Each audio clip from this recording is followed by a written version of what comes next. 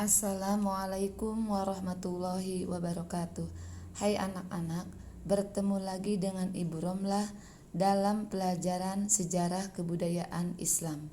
Hari ini kita belajar tentang perkembangan dan kemajuan Bani Abbasiyah dalam ilmu pengetahuan.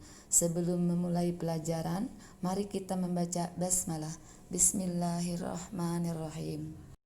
Dinasti Bani Abbasiyah yang berkuasa sekitar 5 abad lebih merupakan salah satu dinasti Islam yang sangat peduli di dalam upaya pengembangan ilmu pengetahuan dan peradaban Islam.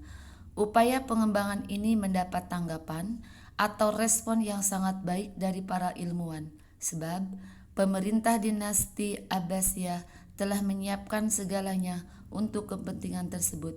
Di antara fasilitas yang diberikan adalah pembangunan pusat-pusat riset dan terjemah seperti Baitul Hikmah, Majlis Munazarah, dan pusat-pusat studi lain seperti Zawiyah, Hankah, Kutab, dan lain-lain. Bahkan perguruan tinggi berupa Madrasah Nizamiyah. Selain itu, para ilmuwan digaji sangat tinggi dan kebutuhan hidup mereka dijamin negara, sehingga mereka melakukan riset sangat serius tanpa memikirkan hal-hal lain di luar riset dan penulisan karya-karya mereka. Bahkan Khalifah Bani Abbasiyah meminta siapa saja, termasuk para pejabat dan tentara yang kebetulan memasuki wilayah baru, untuk mencari naskah-naskah yang berisi ilmu pengetahuan dan peradaban untuk dibeli, kemudian diterjemahkan ke dalam bahasa Arab. Dari proses inilah lambat laun umat Islam mampu mengembangkan ilmu pengetahuan dan peradaban Islam yang menjadi bahan rujukan bagi ilmuwan modern. Untuk mengetahui bagaimana para khalifah memberikan dorongan bagi para ilmuwan muslim untuk berusaha mengembangkan ilmu pengetahuan dan peradaban Islam. Bidang ilmu pengetahuan yang berkembang pada masa itu antara lain sebagai berikut. Filsafat. Di antara tokoh yang memberikan andil cukup penting di dalam perkembangan ilmu dan filsafat Islam adalah Al-Kindi. Ia adalah filosof muslim pertama yang berasal dari suku Kindah.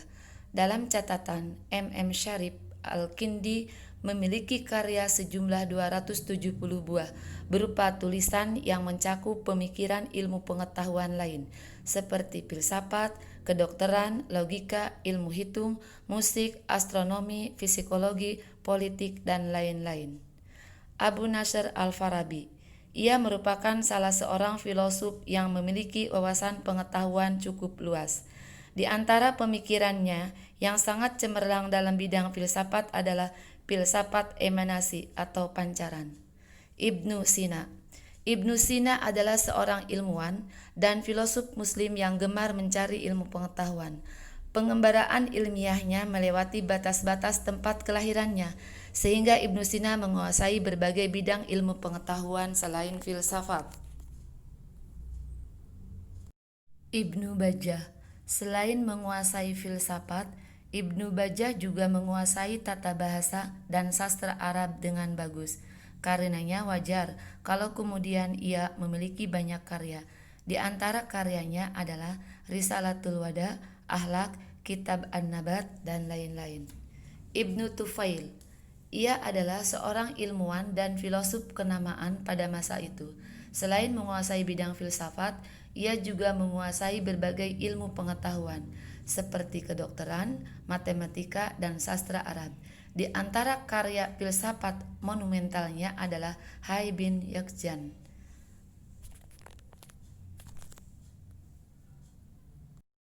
Al-Ghazali. Al-Ghazali adalah seorang filsuf dan pemikir yang paling berpengaruh di dunia Islam. Al-Ghazali kemudian menulis sebuah karya yang sangat monumental dan terkenal, yakni Al-Ihya Ulumuddin. Demikian juga Tahaput Al-Falasifah, judul buku yang ditulis Al-Ghazali. Ibnu Rus. Selain menguasai filsafat, ia juga menguasai berbagai ilmu pengetahuan lain seperti ilmu fikih, bahasa dan sastra Arab, matematika, fisika, astronomi, logika, dan ilmu kedokteran. Di antara karyanya yang hingga kini masih dapat ditemukan adalah Bidayah al-Mujtahid yang membahas ilmu hukum dan kitab kuliah yang membahas ilmu kedokteran. Bidang ilmu kalam. Di antara para pelopor ilmu kalam yang terbesar yaitu Wasil bin Atta, Baqillani, Asy'ari, Ghazali, Sajastani, dan lain-lain. Di bidang sejarah, selain ilmu pengetahuan tersebut di atas, umat Islam pada masa pemerintahan Bani Abbasiyah mengembangkan ilmu sejarah. Dari sinilah lahir karya besar yang ditulis oleh sejarawan kenamaan, misalnya Muhammad ibnu Ishaq. Ia berhasil menyusun kitab Sirah an-Nabawiyah li Ibnu Ishaq yang kemudian disunting oleh muridnya Ibnu Hisham menjadi Sirah an-Nabawiyah li Ibnu Hisham. Di bidang ilmu bumi, para ilmuwan muslim awal sangat memperhatikan bumi dan segala isinya. Dalam tradisi Islam, ilmu bumi tidak dapat dipisahkan dengan astronomi. Ahli ilmu bumi pertama dalam sejarah Islam adalah Hisham al-Kalbi yang termasuk pada abad ke-9 Masehi, khususnya dalam studinya mengenai kawasan Arab. Upaya al-Kalbi ini kemudian diikuti oleh beberapa ahli ilmu bumi lainnya, seperti Muhammad bin Musa al-Khawarizmi. Di bidang astronomi, selain ilmu tersebut di atas, pada masa pemerintahan dinasti Abbasiyah juga dikembangkan ilmu perbintangan atau astronomi. Tokoh astronomi Islam pertama adalah Muhammad al-Fazani. Selain al-Fazani, banyak ahli astronomi yang bermunculan saat itu. Di antaranya adalah Muhammad bin Musa al-Khawarizmi. Selain sebagai seorang astronom, ia juga seorang ahli matematika.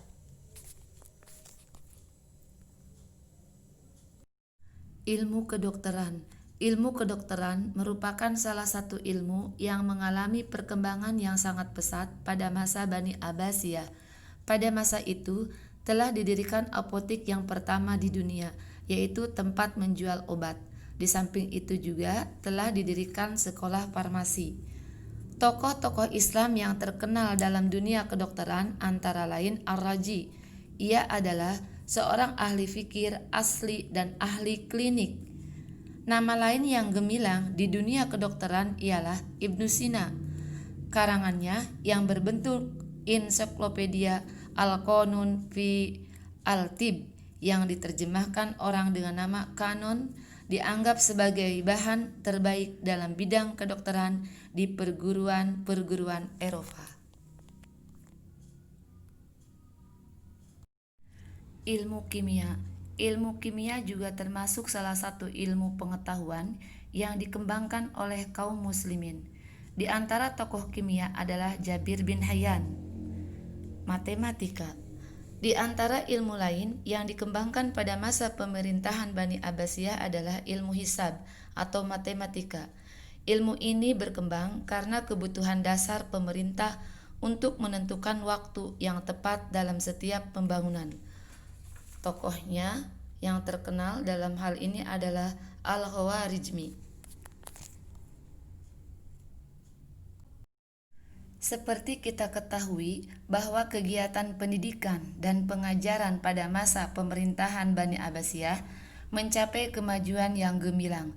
Hal itu karena sebagian Khalifah Abbasiyah merupakan orang berpendidikan, sehingga mereka begitu serius memperhatikan masalah pendidikan dan pengajaran.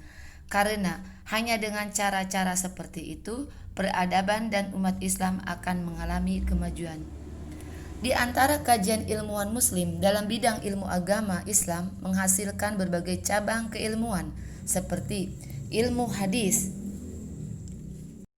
Di antara tokoh yang terkenal di bidang hadis ini adalah Imam Bukhari atau Abu Abdullah Muhammad bin Ismail bin Ibrahim al-Mughirah bin Mardizah al-Bukhari. Dari hasil pengembaraan ilmiahnya, Imam Al-Bukhari menghasilkan sebuah karya dalam bidang ilmu hadis yang sangat monumental, yaitu Kitab Al-Jami' As-Shahih Al-Bukhari. Tokoh ilmu hadis kedua yang juga memiliki reputasi dan hasil yang sangat memuaskan adalah Imam Muslim atau Abu Al-Husain bin Habaj Al-Naisaburi. Seperti halnya Imam Bukhari, Imam Muslim juga memiliki kitab hadis hasil karya sendiri, yaitu Kitab Al-Jami' Shahih Al-Muslim. Selain Imam Bukhari dan Imam Muslim, masih ada lagi tokoh-tokoh hadis lain yang cukup terkenal, seperti Ibnu Majah, Abu Dawud, At-Tirmizi, dan An-Nasai. Perkembangan ilmu tafsir pada masa dinasti Abbasiyah ditandai dengan munculnya mufasir dari golongan tabi'ut tabi'in. Tokoh di bidang ilmu tafsir adalah Imam At-Tabari dan Ibnu Katsir. Dalam bidang fikih, para fuqaha yaitu ahli ilmu fikih yang ada pada masa Bani Abbasiyah mampu menyusun kitab-kitab fikih terkenal hingga saat ini. Misalnya, Imam Abu Hanifah, ia menyusun kitab Musnad Al-Imam Al-Adam atau Fiqih Al-Akbar. Imam Malik menyusun kitab Al-Muwatta. Imam Syafi'i menyusun kitab dan Al-Faqih Al-Akbar fi At-Tauhid. Ibnu Hanbal menyusun kitab Al-Musnad. Banyak pemikiran-pemikiran yang timbul yang bersifat filosofis seperti tasawuf, yang merupakan salah satu jalan menuju Tuhan yang melalui tahapan-tahapan yang disebut dengan maqam. Tokohnya yaitu di bidang tasawuf Imam Al-Ghazali, Abu Yazid Al-Bustami, dan lain-lain. Demikian uraian ini yang dapat saya sampaikan. Kurang lebihnya mohon maaf. Billahi taufik wal hidayah. Wassalamualaikum warahmatullahi wabarakatuh.